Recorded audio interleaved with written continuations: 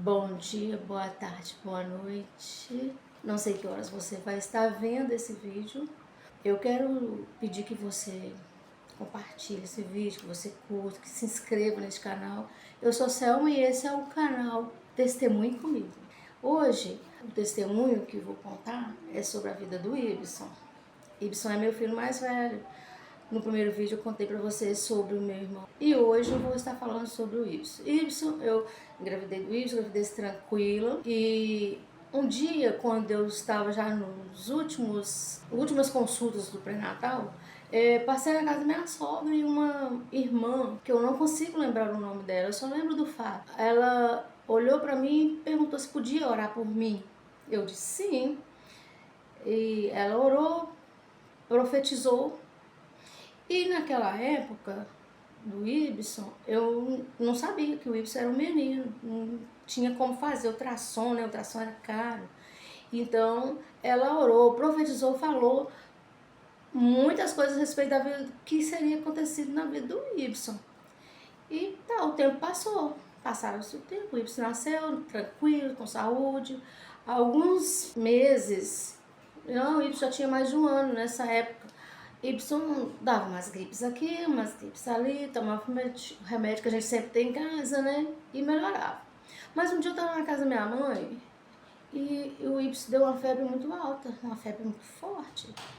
Eu dei o medicamento que a gente, quem é mãe aí sabe, que a gente tem sempre um medicamento para febre, para gripe. Eu dei o medicamento pro Ibson e a febre não passou.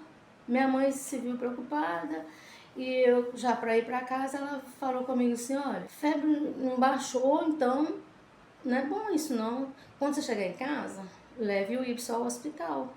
Assim eu fiz, eu e o pai dele fomos ao hospital e levamos o Ibson lá ao médico, ao hospital. Esperei um tempo, o médico me atendeu, consultou o Ibson, fez lá os exames que ele, né, de praxe, que tem que fazer. E o médico olhou para mim assim, bem ríspido, né? Naquela época os médicos eram mais rigorosos. Ele disse, mãe, seu filho está tendo a primeira crise de bronquite asmática. E o coração veio na boca, porque, como eu já contei para vocês lá no vídeo anterior, eu já tinha visto essa história, né? Quando eu era criança, lá na minha casa, que eu onde contei para vocês do primeiro milagre que aconteceu na vida do meu irmão. Voltei para casa muito triste e ele prescreveu os medicamentos e eu, né, passando na rua, compramos o medicamento e eu comecei a dar o medicamento pro Ibsen, mas não melhorava, não melhorava. O Ibsen não melhorava e o medicamento, dava o medicamento e nada. Aí teve um dia que eu comecei a conversar com Deus a respeito do assunto. Eu falei, Senhor, eu creio nos milagres do Senhor, eu sou prova dos milagres, eu já vi os milagres acontecerem lá com meus irmãos. Então eu quero te pedir que cure o Ibsen em nome de Jesus. Eu não quero meu filho doente, só me deu um filho com saúde, saudável. O Ibsen nasceu com saúde. E agora eu estou diante do Ibsen doente, com isso que não melhora. E olha, a partir de hoje eu jogo o medicamento fora. É muito corajosa, né? Não sei se eu faria isso hoje. Joguei todo o medicamento fora e acredito em vocês ou não. O Ibsen melhorou. Melhorou não, ficou curado para a glória do Senhor Jesus. Né? Aí o Ibsen cresceu, adolescente, ele era um adolescente mais tímido, cresceu, começou tocando na igreja e participando das coisas da igreja, jovens, adolescentes, e foi sempre participativo. E o tempo foi passando, o Ibsen casou, é pai de 2 filhos, hoje o Ibsen tem 37 anos, curado, para a glória de Deus. Eu costumo falar que o Ibsen pode dormir dentro da geladeira, sem camisa, que nem gripe dá, né? Que a bênção foi completa, foi curado mesmo, para a glória do Senhor. Aí um dia eu estava na minha casa e a pastora da igreja dele me ligou falando comigo assim, olha, não daria para você, porque eu moro em Minas Gerais e Ibsen mora no Espírito Santo. E aí são 6 horas de viagem, né? Ou mais, não aconteceu nenhum imprevisto. Aí a pastora da igreja dele ligou para mim perguntando se eu poderia vir para o Espírito Santo, porque o Ibsen seria consagrado a pastor. Imagina vocês, eu comecei a chorar, porque estava se cumprindo uma promessa de Deus, que Deus fez lá atrás, quando eu estava grávida do Ibs, que eu não sabia que o Ibs era um menino.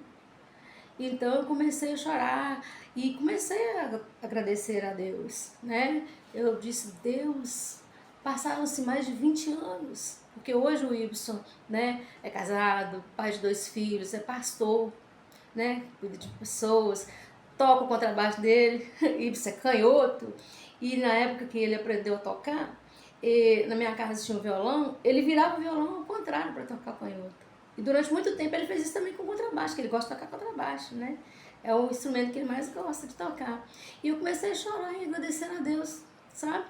Eu disse, Deus, mais de 20 anos se passaram e a voz daquela irmã orando por mim veio tudo na minha memória.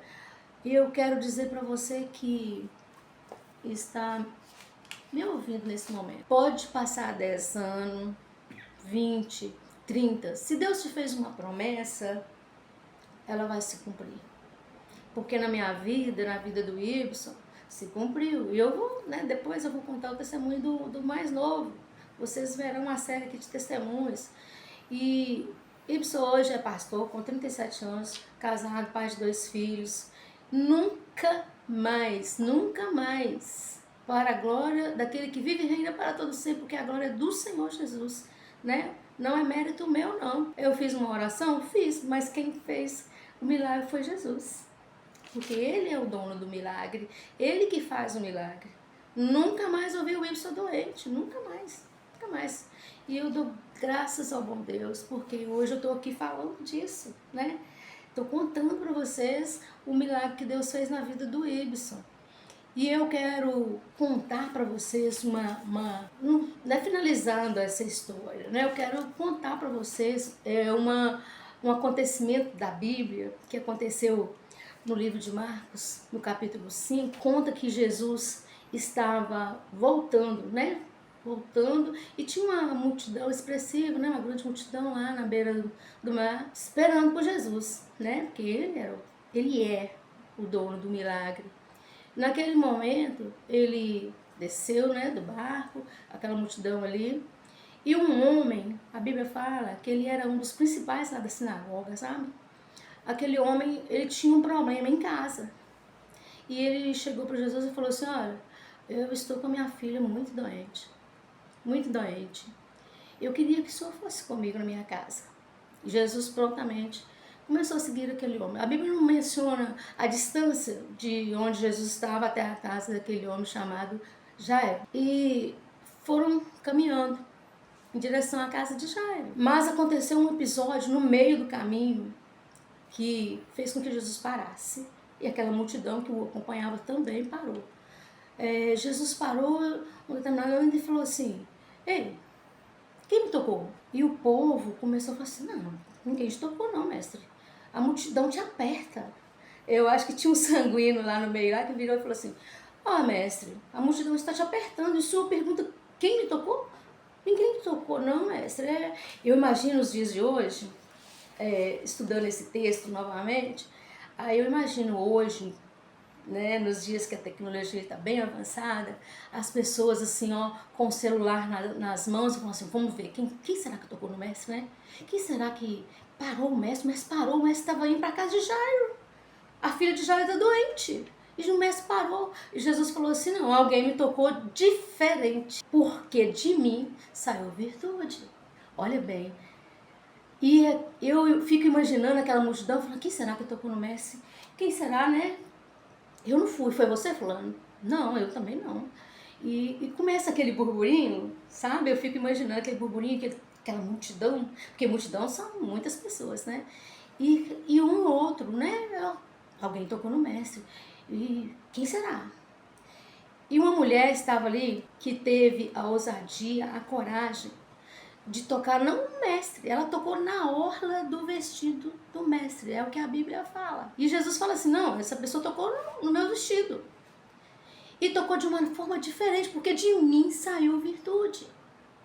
E como se ninguém manifestava, eu acredito que a mulher começou a ficar assim, apreensiva, né? Eu vou ter que manifestar, falar que fui eu. E assim ela o fez. Ela se apresentou, fui eu, mestre, quem tocou.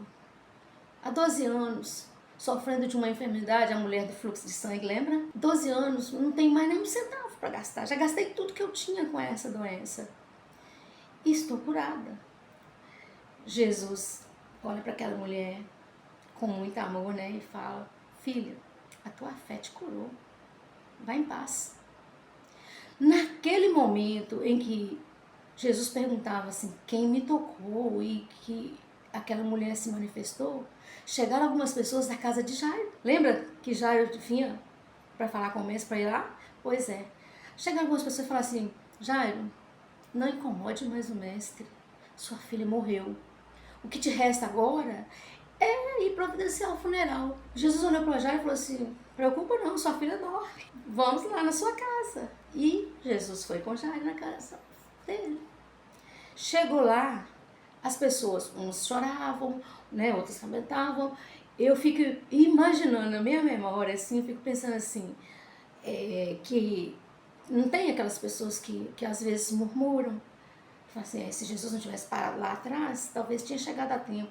Não tem quando a pessoa fala assim, se tivesse chegado no hospital um pouquinho antes, teria sobrevivido, né? Mas o que aconteceu é que aquela filha de Jairo, gente, tinha 12 anos. Acreditem? Tinha 12 anos. Ou seja, quando a filha de Jairo nasceu, a mulher do fluxo de sangue começou a ficar doente. Olha pra vocês verem a coincidência. E aí, Jesus foi lá e deu uma ordem. Levanta-te. E aquela menina ressuscitou, Talita, o nome dela. Levanta. Jesus deu uma ordem. Onde Jesus chega, a tristeza, a morte, tem que bater em retirada. Né? E a nossa fé precisa ser inabalável por isso. Nós precisamos crer no milagre. Nós precisamos ter convicção de que Jesus vai fazer um milagre. Essa foi a nossa meditação de hoje. Eu quero te convidar a não soltar as minhas mãos, caminhar comigo. Outros testemunhos virão. Como eu disse para vocês, a minha vontade é de sair contando todo dia, né? Ou contar tudo de uma vez, não é? Mas não pode. Passa muito tempo e vocês vão ficar aí cansados. E eu quero pedir que você compartilhe esse vídeo com familiares, amigos. Vai lá, curte, né? Compartilha. Se inscreve no canal. Porque tem pessoas que elas visualizam, vê o vídeo, mas não se inscreve. E isso não custa nada. E este canal é para isso. Outra coisa, se você tem um testemunho e gostaria de ser contado aqui por mim, envie seu testemunho para mim lá no direct do Instagram, Selma Assis, beleza? E a gente vai estar compartilhando aqui. Se você não quiser que o seu nome seja, né, identificado, a gente arranja um nome fictício para você. Então é para isso que é o testemunho comigo. Testemunho comigo, tá bom? Até o próximo vídeo. Te vejo lá. Um abraço.